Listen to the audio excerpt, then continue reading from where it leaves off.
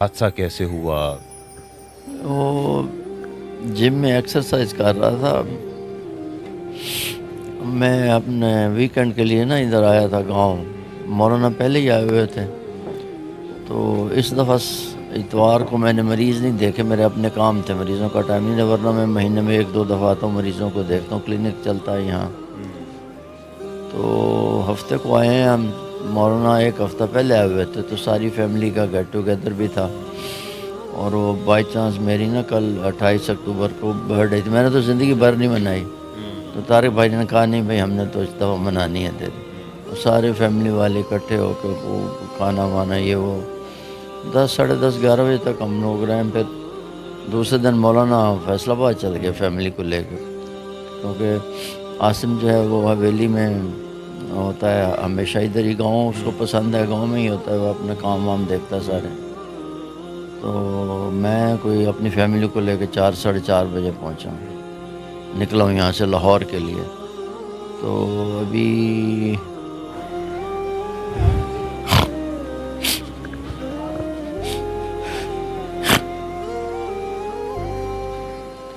Ravi toll plaza पे खबर आई कि उसको गोली लगी। नहीं पता था कैसे। मेरा बेटा रोज दोनों जिम में कर रहे थे वर्जिश, तो वो चेक कर रहा था पिस्टल को। उसने कहा ना छेड़ा कर यार, क्यों ऐसे करता रहता है, टिक टिक टिक खाली है। असम कहता खाली यार, मैं देख रहा हूँ, चेक कर रहा हूँ कि खाली है या इसमें कुछ है। वो बदबख्त उसमें एक बुलेट फिरती थी। वो चेक करता करता इस डायरेक्शन में कर रहा था ना कि वो जब फोर्स लगी है तो सीधा इधर आ गया, मिस फायर हो गया शायद। Miss fire. उधर ही उसके मौके पे डेथ हो।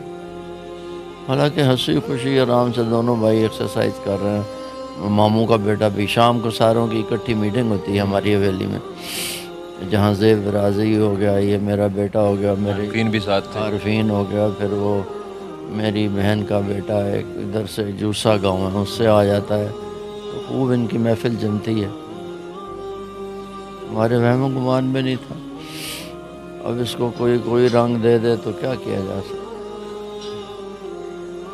ना उससे कभी किसी को झगड़ता था, ना लड़ता था। बड़ा सखी तबीयत का बंदा था और बड़ा ओबीडियंट। कभी ऊंची आवाज़ में नहीं किसी से बात की। सब रियाया नौकर उससे खुश थे। कोई बिरादरी का बंदा उससे गिला नहीं कर सकता कि उसने, मेरे से तो लोगों को फिर भी हैं, उससे किसी को कोई गिला नहीं। हमेशा यहीं पे गांव में रहना वो पसंद करते, गाँव सादा को तबीयत। बहुत बहुत पसंद करता था। गाँव को बड़ी नफीस तबीयत का था, बड़ा इंजीनियरिंग माइंड अल्लाह ने दिया हुआ था।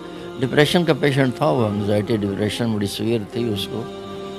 तो लेकिन इंजीनियरिंग माइंड था उसका। इतनी अच्छी उसने यहाँ इंडस्ट्री बनाई, ये आगे एग्रीकल्चर इंस्ट्रूमेंट की ऐसी लेटेस्ट इंडस्ट्री उसने बनाई है। और सारी उसने कंप्यूटराइज करके, और सारा इम्पोर्टेड लेवल पे जो चीज़ें बनती हैं उस लेवल की ले गया। बस ख़त्म हो गया अचानक ही सब। किस्मत में यही था।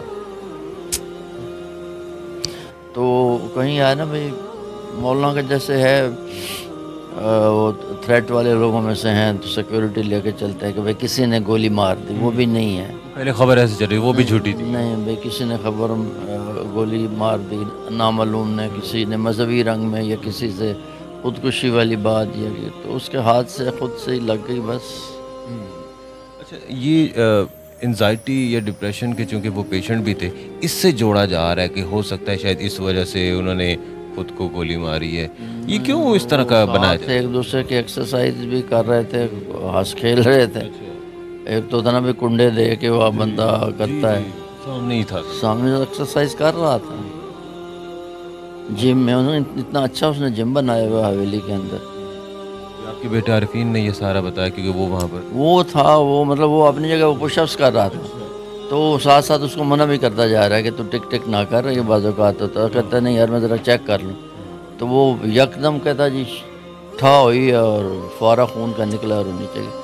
वो खुद जो बेटा मेरा था, वो पता नहीं कैसे अपने आप को उसने संभाला, हिम्मत की।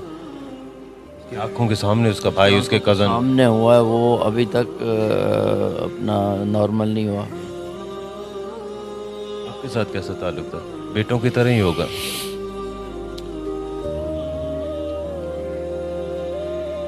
हमारी तो सारा उसी का दम कदम से पीछे रौनक थी, क्योंकि मौलाना फैसलाबाद या इधर उधर सफ़र में, मैं लाहौर में, पीछे आबाद उसी ने रखी हुई थी हवेली।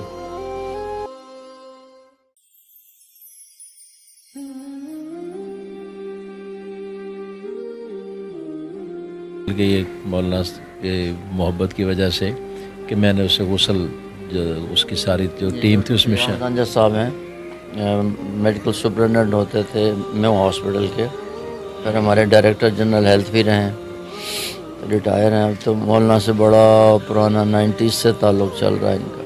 अच्छा, तुझे गुसल तुम्हारे जी।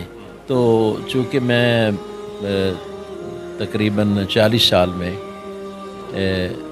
कई हज़ार लोगों की डेथ मैंने ऑब्ज़र्व की है, तो आज मेरे लिए बिल्कुल एक अजीब सी नई कैफियत बनी कि जिस वक्त खाला आसम को हम कितनी दफ़ा पहले भी मिले, जितना नूर आज मैंने इस मुर्दे के चेहरे पर देखा है, मेरी 40 साल की ज़िंदगी में मुझे ऐसा नज़र नहीं आया।